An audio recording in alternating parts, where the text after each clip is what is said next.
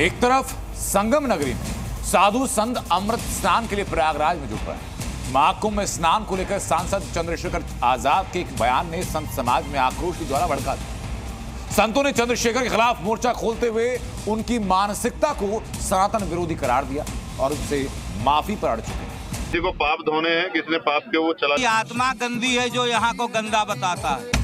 ये बयान गलत दे रहा है। ये रावण है, इसका काम रावण करने का राम जैसा है, इसको बहिष्कार किया जाए। प्रयागराज का महाकुंभ, जहां करोड़ों श्रद्धालु आस्था की डुबकी लगाने आते हैं। महाकुंभ धार्मिक आयोजन के साथ साथ भारतीय संस्कृति और सनातन धर्म की शक्ति का प्रतीक है। एक तरफ महाकुंभ अपनी भव्यता और सुरक्षा के अभेद्य इंतजाम की वजह से चर्चा में है, तो दूसरी तरफ चंद्रशेखर आजाद के एक विवादित बयान ने संतों में आक्रोश की लहर पैदा कर दी है। जिस राज्य में सबसे बड़ा धार्मिक आयोजन महाकुंभ होने जा रहा है, उसी राज्य के सांसद चंद्रशेखर आजाद ने विवादित बयान दे डाला। चंद्रशेखर के मुताबिक महाकुंभ में उन्हें ही जाना चाहिए जिन्होंने पाप किया है। हमने देखा कि 6 महीने में रेत पे एक बहुत बड़ा शहर बनते हम लोगों ने देखा। जब सरकार करने पे आती सब कुछ हो जाता है। तो जिस विचारधारा की सरकार अपना काम कर रही है, जब सरकार इतना अच्छा काम कर रही है, हम उसमें क्या कहें। किसी को पाप धोने हैं, किसने पाप के वो चला जाए। कोई बताता है जो पाप करता है। आपने कोई भी पाप किया तो आप बता दो किसी को कि आपने पाप किए। मेरा ये कहना है, हम इस देश में उन लोगों के लिए रोटी, कपड़ा, मकान, बुनियादी सुविधाएं और सम्मान की लड़ाई लड़ रहे हैं जिनको हजारों साल तक जाति, धर्म, संप्रदाय के नाम पर अपमानित किया गया। संत समाज ने चंद्रशेखर आजाद के इस बयान को सनातन धर्म और महाकुंभ की महिमा पर सीधा प्रहार माना है। संतों ने चंद्रशेखर के खिलाफ मोर्चा खोलते हुए इसे सनातनी विरोधी मानसिकता का प्रमाण बताया है। ये बयान गलत दे रहा है। ये रावण है, इसका काम रावण करने का राम जैसा है, इसको बहिष्कार किया जाए। और ये जो है सनातन को बदनाम कर रहा है, पूरे भारत को। ये किसी एक का कुंभ नहीं है, ये सनातन धर्म का कुंभ है। बिल्कुल गलत कह रहे हैं। इसको हम टिप्पणी करते हैं और इस बयान की घोर निंदा करते हैं सभी अखाड़े वाले। यहाँ कोई पाप धोने नहीं आता, पवित्र स्नान करने आते हैं। संतों ने एक सुर में कहा कि चंद्रशेखर को अपने इस विवादित बयान के लिए तत्काल माफी मांगनी चाहिए।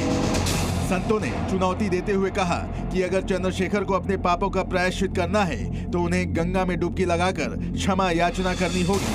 हम उन्हें तुरंत माफ कर देंगे। जो इनका विरोध करते हैं उनका विरोध होना चाहिए और उनको कड़ी से कड़ी सजा मिलनी चाहिए। और नहीं तो हम लोग साधु लोग हैं, हम कड़ी सजा देना भी जानते हैं। हमारे पास नागा फौज, बहुत बड़ी नागा फौज। वो रावण है, उसे माफी मांगनी चाहिए सभी सनातन धर्मियों अवलंबियों से और सभी संत समाज से। संतों ने अपनी ताकत और एकजुटता से ये साफ कर दिया है कि महाकुंभ की महिमा पर कोई आंच नहीं आने दी जाएगी।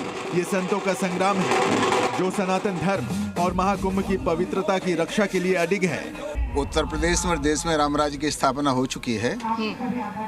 अब सूर्य निकले और उल्लू को न दिखाई दे तो इसमें सूर्य का कोई दोष नहीं है। अब रावण है, जिनके नाम के आगे रावण लिखा हुआ है तो अपने नाम के अनुरूप ही बयान देंगे।